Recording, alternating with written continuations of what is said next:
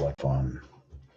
So this is Think About It. I put together different things, doesn't matter what it might be about, and I re-examine it and see if I can make it a little better. And it's this particular case, I'm actually going to. I was watching a video. Uh, there was a couple of things recently. One was an episode of that showed a guy that said, "Man, I'm going to make a crossbow to go ahead and take you out." Well, I went online and thought, how hard is it to make a crossbow? And they had a lot of different stuff, and a lot of people have all these really cool tools to make everything that there is. They got 3D printers and metal bending machines and lathes and all kinds of different stuff that, frankly, I don't have any access to. And I would rather see if I could make it out of stuff that I have around in my home. And this kind of shows it. That little pile of stuff right there, I am going to make it into a fairly high-powered crossbow. Not really a crossbow, more like a handheld slingshot that you can load and fire. I'm going to start with this, which is a basic piece of extruded aluminum. And the main thing is I'm going to use this trough, or one of these troughs, depending on which one is the best, to slide a mechanism down at high velocity and launch an arrow or a bolt like a crossbow. And I kind of put it somewhat together. And if I were doing this, I would, to try and show you what I'm talking about, like this would be the front piece to attach my potential energy to. And if I do one of these on both sides, I can create a couple of points to hook to. Let's go right about there, level that up. Okay, tighten it down pretty well because we're going to be putting a lot of tension on this. There's a lot of power, and I pre-built this and tested it, and it turns out that I was able to really test it well. So next comes our potential energy, which is in this case going to be surgical tubing. And surgical tubing is pretty good because it really doesn't want to break. And what I've done here is feed both of these through, if you look at that. So that's fed through, and now I need a way to make it to where it doesn't come back out. And for that, I'm going to take first off a screw. And if you insert the screw in here, now I could tie this off, don't get me wrong, there are a couple of ways to do this. But if I tie it off, it's going to use a lot of length of the surgical tubing. But if I use something like this, it'll make it to where I can adjust it easily if I want to give it more or less pressure. And all I've done is insert a screw backwards. So the head of the screw is there, and you can see the shaft of the screw is out here. And the reason I did this, I'm going to get some of these, and I'm going to use rubber bands. That's all the tension you actually need. And I'm going to stretch several of these very small rubber bands out and wrap it once, twice, and thrice along there so that it's all wrapped up. And when I pull this back, notice how there's no way that can pull through. And like I say, this allows me to readjust this if it turns out that I got this length. Oops, I forgot to put in the other one. So that's what you get for doing something dumb like that. So notice how one side stayed in completely fine, no problem. the other side pulled right out. So let's show you that again to where I'm going to put this through here. Insert a screw, and this is pretty basic, little screw. It's a little hard to fit the head into there like that. And then you want to slide it along to where you've got a good amount of area to attach the rubber band to. So right about like that. And almost any rubber band will work, but you'd need them pretty small to fit onto this. And again, it's go to the very end here. Wrap it once, twice, three. I don't know. You could probably do it 4 times. So now that is on there. And again, now I can pull it back as hard as I want. This has got a lot of potential energy. This could be very deadly. So watch out what you're doing with this. So the next thing I needed to figure out was actually the shuttle itself that would slide along the track. This makes for a little more stable way to go. And I had these little parts that were also a part of this system where they'd slide into place. Well, I took it apart. So that piece is that piece. And all I did was remove that shaft. And I ended up putting a screw through it. The only reason I did this is for a point to latch onto, but also to kind of balance it out. It gives it more top heavy weight so that as it tries to slide along the track here, it doesn't get pushed forward and gets all pulled from one side. It's got a little top weight to go ahead and kind of balance it out and get pulled evenly. So that was a very important part, and I also needed to have a way to launch this thing. So let's go to this next. Now this is, again, just a little angle bracket with some stuff, and it has the slide head bolts, nuts on this. So you slide this in, it's an actual nut, and it just slides up into that. This gets rotated around. Give me my Allen wrench here. Right about, let's go right about there. So I'm going to tighten that down as well. And this is our actual hold point. And what do I mean by that? Let's see if I do this better. Oh God, there's a lot of power in this thing. Okay, I'm not even going to do it because I don't have it all assembled yet. Anyway, this is going to be what's going to hold this back when it's set. Now, one of the things that I realized I needed to have, no matter what, is a handle, because trying to grab this thing and pull it back is really, really difficult.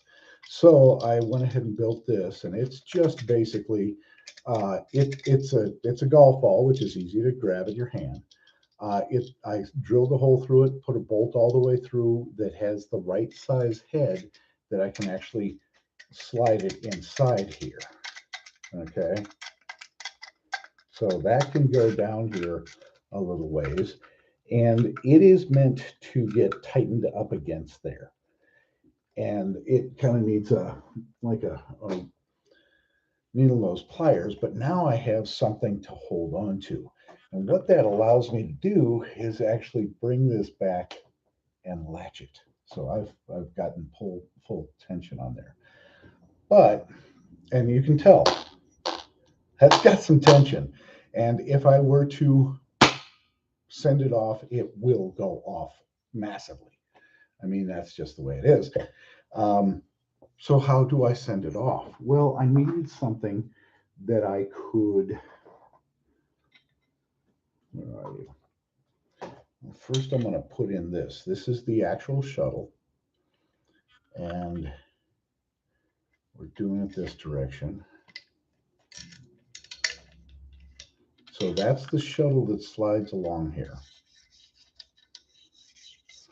And it'll get some lubricant before the end of this. Then I needed a point to attach the catch string. Now, some of you are looking at it and saying, "Oh, frickin' string, man, that's kind of risky, isn't it?" And you would be right. I mean, string is really good nowadays, but this is exceptional. This is actually Kevlar string. So I'm taking this and putting it up here. Oops, come on, baby. It's nice that it's on a string. I keep dropping it. Uh, that's one of those things. But I needed a way to launch this up, and that's what this is. So I have this. This is again all crappy stuff that I had sitting around my garage. Okay, so I want you to see what I've got here now. Okay, so the way this works is I have now made it to where that loop is on here because this is a lot of power already. And the way I have done this is that I will. Is there anything else I need to put on here? Not right now. I grab. I set this up to where it's already hooked on there. So you see how that's hooked behind that loop. So you grab this, pull it, and put your thumb onto there, and when you release it, the rubber goes right up to there. Okay, so to launch it, now I've got a string here, and all this string is doing is catching this thing so it doesn't go flying across the room with high velocity. Now, normally I would put I've been using the spokes, broken spokes from a bicycle wheel. That's a shaft of metal. These ones happen to be about 8 inches long. And the first one I shot out, I was aiming at a box of rags. It went into the wall of the box, through a rag, out the back wall, and stuck in the chair behind it. So this is not something that is a little kid's toy or anything. This is pretty serious. It's actually it's deadly. I mean, I think that if I did this right, you could kill somebody with this, and that's not good. You have to be careful around this kind of shit because there's a lot of power, there's a lot of potential energy in this. I don't know if there is one. I don't want to put anything in here that would hurt anything, but um, to give you an idea, right now this has got some energy, and it could go back quite a bit farther. Okay. Um, I made a different one of these that's about 30 inches long. And I stood in my backyard and I had it kind of aimed up like this. Now, almost straight up, but kind of leaned away from me. And I figured the wooden dowel that I was using, which was heavier than an arrow, slightly bigger diameter than an arrow, just enough to fit into that opening round, if you think about that. So about the same diameter as an arrow, but it didn't have any fletchings on it. It didn't have a tip on it. It was just a dowel, a piece of wood. And I launched it at this kind of an angle, figuring it would go up 50 or 60 feet and come back down because I had that thing set at 50% capacity. I really didn't have it set very high. Not only did I not have it pulled back very far, but I had more rubber tubing than I needed. And it was to the point where, there was a lot more I could get out of it. At the point I was at maybe a quarter of what it could have actually been ramped up to at maximum velocity. Instead of launching it up and it just coming right back down right away, it launched up, went over that space, went over my house, went over the front yard, and landed in the street in front of my car. It was impressive, to say the least. It was scary because even at that, I mean, again, that was uh, twice the length and four times the power, and has the ability of having four times that much more power. And when you consider that this one is enough, I mean, when I launch this thing off, it it's one of those things that it really goes fast. So not only was I able to make this out of crap that I had sitting around my house, I was able to make it. I will say that I did have to go buy the rubber hosing. I did have some, but it was old and dried out and stuff like that. So this stuff has the capability of breaking over a period of time and breaking down. So I highly suggest you get good fresh stuff if you are playing games with this kind of stuff, because you don't want it going off in your face. So it turns out that when I do this up the maximum way, where everything is set for doing the best, it's actually gets lubricated and the whole route. See how I did that? I kept my thumb so that the little loop didn't come off. That'll never come off. And when I released it, it went right into here. So it's a pretty quick load. Um, anyway, like I say, it's made from just stuff I had hanging around. And if you can make something that is that effective, that's just fun old stuff, man. So that was my attempt to build my homemade. You call it a crossbow, but a crossbow is actually based on a rigid string with flexible arms. This is a rigid frame that is retaining potential energy in a rubber piece here. So not quite the same thing as a crossbow. It's just an easy to use term. Now, I will say that I am looking around for, again, parts in my garage that are going to be an L bracket, and I'm going to take the L bracket, and instead of having this push rod that releases the string on here, because all this is doing, as that is sitting there under high tension, all I'm doing is pushing it up, which releases that tension and sends it flying. So the next iteration is actually going to be an L bracket, to where I'll have a trigger and it pivots on the L bracket, and the L bracket will lift up a bar that is set across there. But I haven't found that part yet in my junk, because I really love building this kind of stuff out of junk. I mean, really, there was, except for the actual rubber band for it, which I tried bungee cords and it was just wussy as hell. That is the right stuff. This is the same stuff that they use for most slingshots and stuff like that. So it can create a lot of potential energy. I will say the one design thing I would change on this is, instead of having these brackets, if you notice, these brackets are actually oblong. They're not round. A round bracket would be better, because as the oblong opening, it's putting a little bit of tension right on the edges where it's pinching in. I mean, you can see that it's kind of wide on the side, skinny front edge. So that's as tight as it gets, and it's those two edges right there that are being having higher tension put on them than if it were to be a round one, where it'd be an even distribution of pressures on there. So think about how you're building it. So if you do want to try and do something like this, think about how you're building it.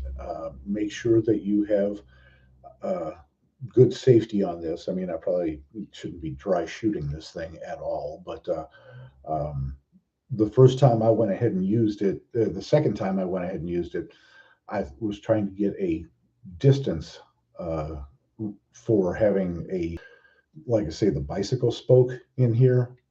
And I shot it towards the front of my garage. I was inside the garage. I didn't want to get loose and hit a dog or something. But I shot it inside the garage, and it went across the garage and stuck in the front, in the garage door itself, through the foam insulation, and it didn't actually penetrate the metal outside, but it dented it outward. So pretty good amount of pressure that happened. And the reality is, if I look, I'm fairly sure that there would be very little decrease in overall muzzle velocity if I were to use, instead of just one single shaft, if I were to put five in there, it would launch all of them at virtually the exact same velocity in my mind. I don't actually have the tools to figure out whether that's true or not, but hey, it sounds good to me. So yeah, it actually works out pretty well. This is a very good, easy way to grab this thing. Uh, it is this thing is solid. I mean, there's no issues with how it's made. Boy, that's and but ah, it's kind of impressive. It's just kind of impressive. It's and like I say, it's Big Brother that I went ahead and made. That's the 30-inch version rather than this. I don't know. I think this is a 15-inch version.